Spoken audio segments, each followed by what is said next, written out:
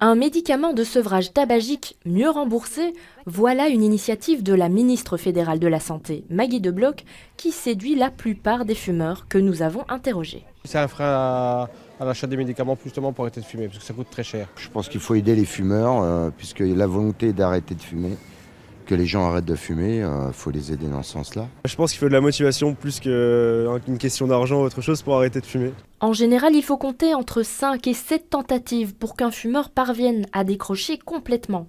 Avec des médicaments prescrits, les chances de réussite augmentent considérablement.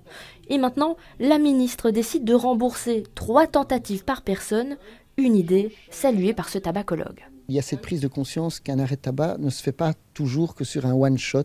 Il faut parfois s'y reprendre. Et donc là, il y a une logique stratégique de pouvoir accompagner un fumeur dans la longueur. Si l'intention est bonne, Martial Baudot rappelle que le fumeur qui veut arrêter ne se tourne pas en premier vers ce type de médicament. Le fumeur, voulant limiter les frais, se dirige directement chez son pharmacien sans passer chez un médecin pour une prescription.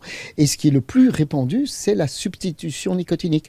Que ce soit par exemple des patchs à la nicotine ou des sprays à la nicotine, des gommes à la nicotine, des pastilles à la nicotine, qui eux, malheureusement, ne sont pas du tout remboursés et coûtent tout aussi cher. Notons aussi que le prix du paquet de cigarettes est le plus bas en Europe occidentale, que le paquet neutre n'existe toujours pas chez nous et que la publicité pour le tabac autour des commerces n'est-elle toujours pas interdite.